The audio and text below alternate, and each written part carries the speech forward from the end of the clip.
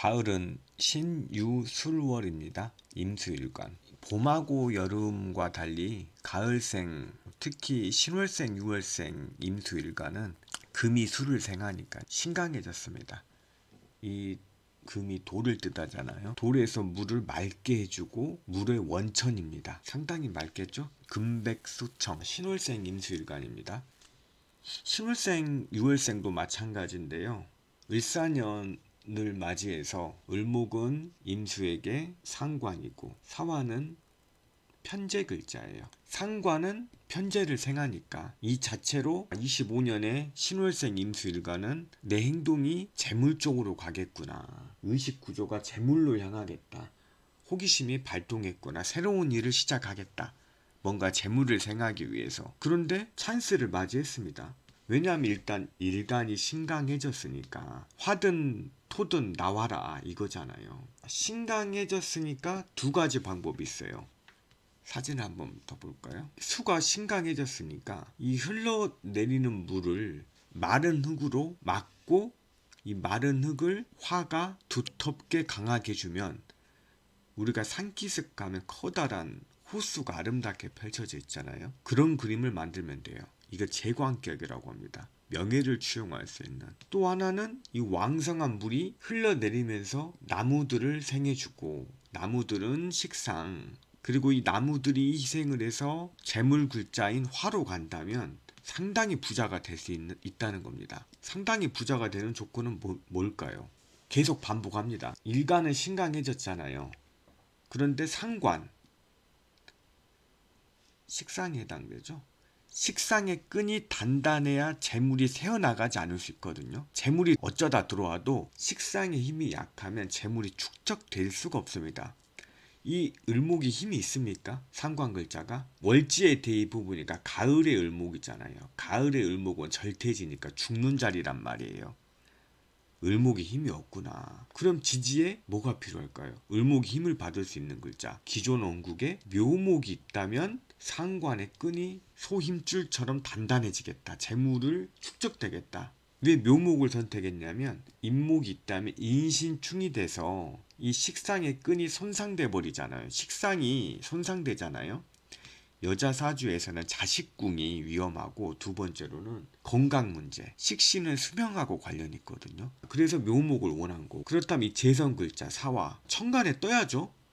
병화가 떠버린다면 정화도 좋습니다. 편재, 병화가 승왕해버리죠. 사화의 힘을 받으니까 기존 원국에 신월생 임수, 묘목과 병화가 있다면 을사년이 와서 더욱 단단해졌죠. 목은 목대로, 화는 화대로, 일간은 일간대로 무시무시하게 돈을 싹쓸이 할 수가 있겠다. 이런 구조로 가면은 사주 보는 게 어렵지 않아요. 일간은 신강해졌잖아요 지금. 그러니까 을사년 운에서 왔잖아요. 강하게 해주는 거. 을목과 사화를 강하게 해주는 글자. 충형이 안 되는 글자만 오면 잘 되는 거예요.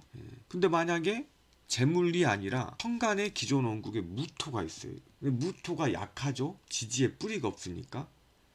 그런데 을목과 사화가 왔잖아요. 무토가 사화의 힘을 강력히 받으니까 무토가 두텁습니다. 이 자체로 신왕사랑이에요. 신왕사랑 되시는 분도 굉장히 멋있습니다. 명조가. 그런데 상관 을목이 역할이 뭡니까? 신왕사랑인데 식신으로 제사한다면 권위가 하늘에 떨친다 그랬어요. 근데 식신이 간목이 아니라 을목이 있다면 상관이 가사라는 거거든요. 이것 또한 좋습니다. 살을 일광과 식상으로 억제하는 거예요. 기존 원국에 이런 구조로 돼 있다면 얼마나 좋겠습니까? 하지만 운에서 왔으니까 이런 분은 갑자기 고위직에 임명장이 날라와요. 열심히 살고 있다가 2025년에 갑자기. 굉장히 멋있는 사주입니다. 이 사주가. 6월생 가볼게요. 6월생 25년 날짜 체크하시고요. 유금은 정인입니다. 신월생과 유월생 중 뭐가 임수가 기세가 더 좋을까요? 신월생은 이 속에 경, 임, 무가 숨어 있고 유월은 이 속에 신금, 경금만 숨어 있어요. 그러면은 임수와 통근하는 게 임수가 있고 금이 금생수로 생해주고 통근을 해버리죠. 하지만 유금은 오로지 신금, 경금만 있어서 임수가 통군이 안 됐습니다. 따라서 신월생 임수일간이 기세가 더욱 대단한 거예요. 힘이 더욱 세고. 이건 기본 상식으로 알면 좋겠습니다. 그러면 6월생도 비슷하냐? 신월생과 아니다. 왜냐하면 겉으로 보기에는 신강해졌고 상관, 생재 같지만 이 사화란 놈이요. 금의 장생지예요. 가끔은 금으로 작동합니다. 뭐를 만나면? 6월 유금을 만나면 금이에요. 이건 금. 그럼 만약에 원국에 금 글자가 하나 더 있다. 그럼 금이 3개죠. 금이 3개면 인성이 많은 건데 인성이 많다면 금다수탁에 걸려요. 금이 수를 생해주는 게 아니라 금이 너무 많아서 수를 탁하게 만든다는 겁니다. 구현이 잘 됐는지 몰라도 강가에 물은 별로 없고 바위가 물을 말려버릴 것 같습니다. 금다수탁, 인성이 많은 분들은 자립심이 없어요. 일단 엄마가 밥 먹여주고 옷 입혀주고 용돈 주고 몇 명의 엄마들이 자식을 망친다는 거예요. 모자 멸자로. 금다수탁의 해결책.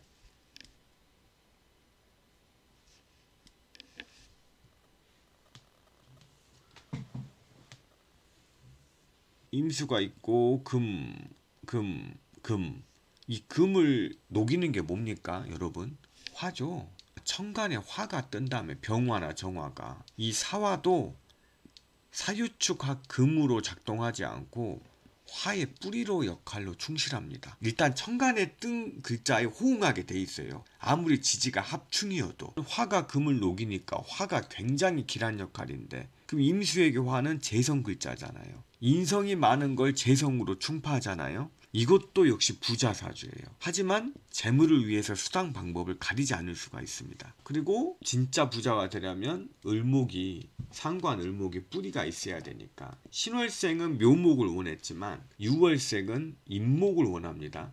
묘월이 오면 묘유충 상관의 뿌리를 손상시키잖아요. 유금이. 그럼 도화가 충하니까 이분은 매사에 이성 문제에 관심이 많겠죠. 도화가 충하신 분들은 원국에서 항상 두리번 거리는 성향이 있습니다.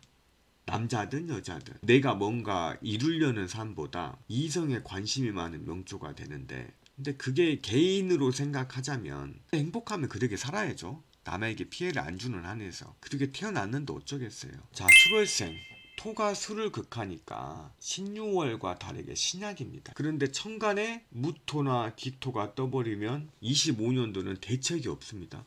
왜냐하면 이 사화가 토를 생하고 토는 수를 극하니까 임수가 정신을 못 차려요. 이거는 첫 번째로 내 의견이 없어져요. 주체성이 없어져요.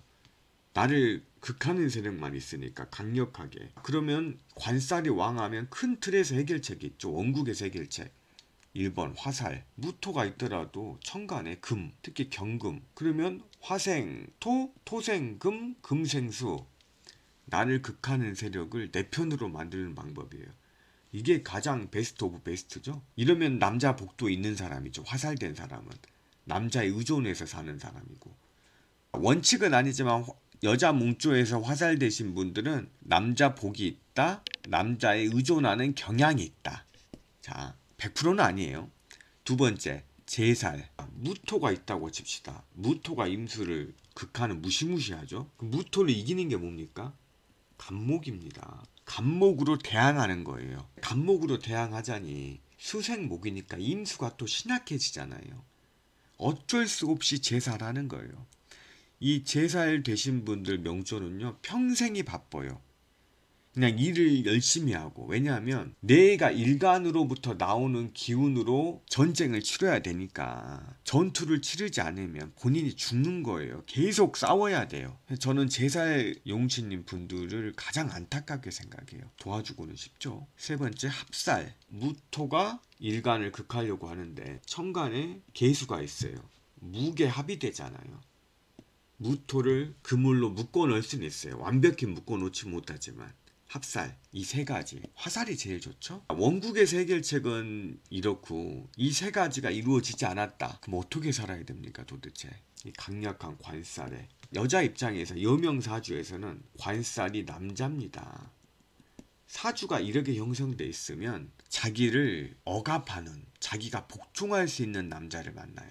그 남자 복은 없지만 본인이 강력한 남자를 원해요. 여자가 복종할 수 있는 남자가 뭡니까? 내가 존경할 수 있는 남자, 사회적으로 인정받는 남자, 그리고 아직 이루진 못했지만 이루려고 노력하는 남자, 그게 아니면 순간적인 지혜 능력에 출중한 남자, 이런 거잖아요. 저는 순간적인 판단 능력에 출중한 사람을 최고로 생각하는데, 인생의 위기가 그 찰나의 순간에 결정해야 되는 순간이 한두 번 옵니다. 그때 잘 판단해야 돼요. 자꾸 계엄 얘기를 하는데, 순간적인 판단을 못한 사람들은 본인뿐만 아니라 가족도 다 망한 거예요. 그럼 이 순간적인 판단은 어떻게 기를까요? 누구는 타고나야 된다, 이 말도 맞지만 인류 역사상 온갖 지혜를 기록해 놓은 고전이 있잖아요. 고전에서 답을 찾으면 됩니다. 고전은 계엄을 어떻게, 역사가 어떻게 평가했는가 수백 권이 있죠. 계엄에 다룬 책도, 전쟁에 다룬 책도, 마음이 아파서 어떻게 위기를 헤쳐나간 것도 고전에 답이 있다고 생각을 해요. 뭐 사기꾼들이 마케팅 해가지고 돈을 버는 방법, 부자 되는 방법, 이런 거 읽지 마세요. 이런 사람들은 성공 마케팅이고 부자는 하늘이 내려준 겁니다. 운에서 찾을 수밖에 없어요. 말이 샜는데, 자기가 복종할 수 있는 남자를 만나면 됩니다 라고 했지만, 그러면 또 복종에 또 발끈하신 분들이 있어요.